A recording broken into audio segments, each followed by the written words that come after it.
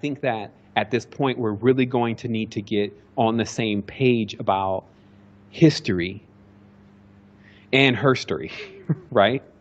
Because there's something that we start to begin to realize right away, and it's that when you start studying the past, and there's a lot of manipulation that goes on just between the two components of the male and the female.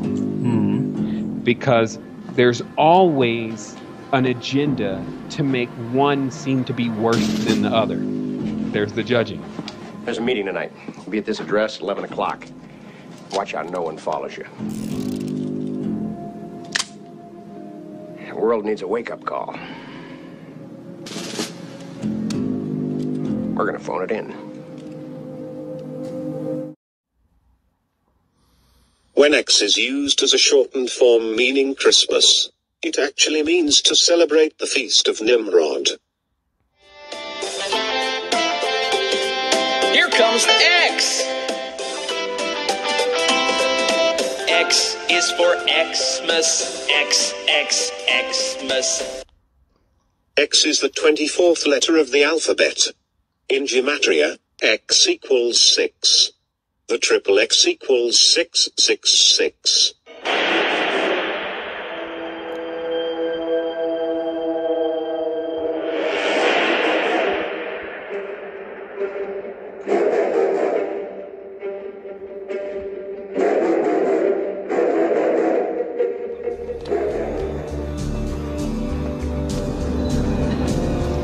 What's happening? Nothing.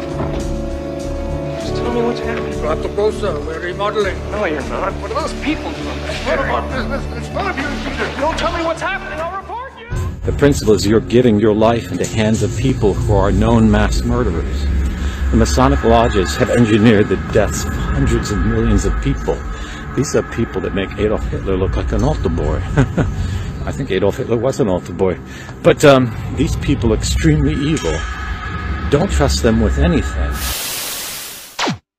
We have a predator that came from the depths of the cosmos and took over the rule of our lives. Human beings are its prisoners. The predator is our lord and master. It has rendered us docile, helpless. If we want to protest, it suppresses our protest. If we want to act independently, it demands that we don't do so. Something is holding us prisoners.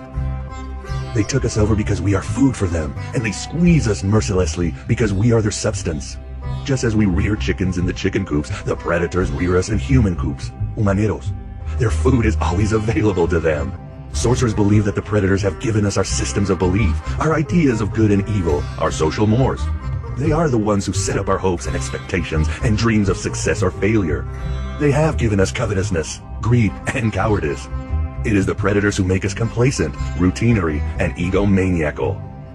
In order to keep us obedient and meek and weak, the predators engage themselves in a stupendous maneuver, stupendous, of course, from the point of view of a fighting strategist. A horrendous maneuver from the point of view of those who suffer it. They gave us their mind. Do you hear me? The predator gave us their mind, which becomes our mind. The predator's mind is baroque, contradictory, morose. The predators inject into the lives of human beings whatever is convenient for them. And they ensure, in this manner, a degree of security to act as a buffer against their fear. Perfect human world where none suffered, where everyone would be happy. Sure, like the mind parasites, they thrive on negativity and weave hallucinations to confound the mind. But they also create beguiling wonder and synthetic paradises for their victims, namely all of humanity. Why is that? Because their primary purpose is to keep the essence of Sophia that fuels creation itself scattered across matter.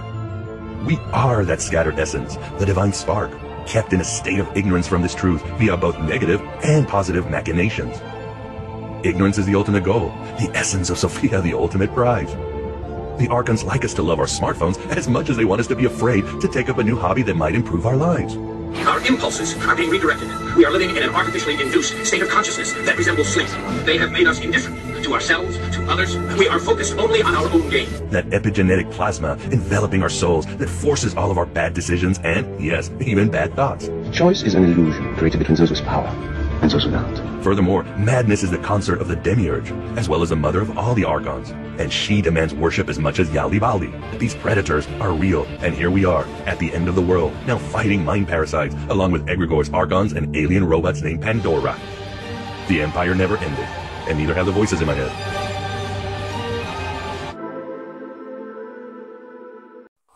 So anyone that gets in there thinking, oh, I'm going to be the president and I'm going to change everything.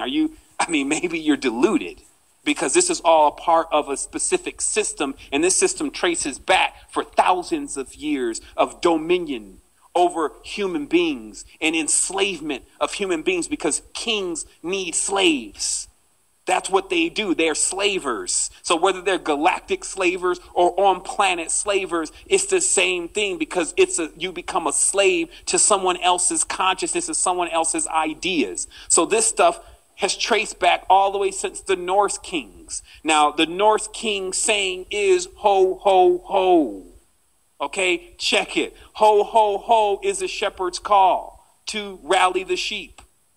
Check it. Etymology behind ho means a shepherd's call. Now, when it comes out in modern English, a hoe is a prostitute, because the sheep is seen as being able to be used by anyone. That's how deep it gets. So that call by old Santa Claus, who is the Norse king of the Hern, the Gothic god Wotan, has no respect. It's on a hunt. And guess what? When you read the literature, it says it's on the hunt for your kids.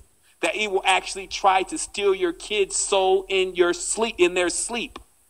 And this is Grimm's tales. Jacob Grimm and his brother recounted all of these tales and brought them back into modern English. Research it. If you just go to Santa Claus on Wikipedia, you could find all of this. And this is why by the lack of knowledge ye shall perish. Ignorance is darkness and evil, and you will be blinded, and you will be controlled by the ring. And the rings are the kings. The words even rhyme together for a reason, because it's rhyme and reason. These are poets. These are popes. They're papists. They like paper. They like money. You see, they write laws. They write rules. They write edicts. They bind. They cast. They have certificates. You see, so this all is not no game anymore. This is a soul war, and most are losing. But right now, what's going on is that there's a change. The change is really here. The frequency shift is available, and it's coming so strong, and it's for you to get this message. Remember, there's only at tops 50 people listening to the conversation right now. By the end of the week, tops, it'll be 2,000 people. I've been doing this for 7 years. My stuff doesn't never make it out a certain circle. So it's for you. It's for you to take the knowledge and to put it into the other places. Because I could be here 10 years from now and still be looking at 1,000 views on a video that contains grade A quality consciousness, ready and accessible for anyone willing to listen, even if they have to hit play twice. So here we go. Wormed in a long time ago, and now it's got every single component of existence hostage, including the fake reality of death. And now it's got us sitting in this matrix, pretty much, of our own consciousness, trapped in our own mind construct that was actually downloaded to us by some folks who clearly don't know how to run their lives. And then everybody who practiced those same properties, only 1 to 2% of them, when the etheric body 1 to 2% of them made it through in a condition of what we would call meditation. Our third eye gets so this means perfect. that we have some reworking to do in our time right now with self, in relation to our relationship.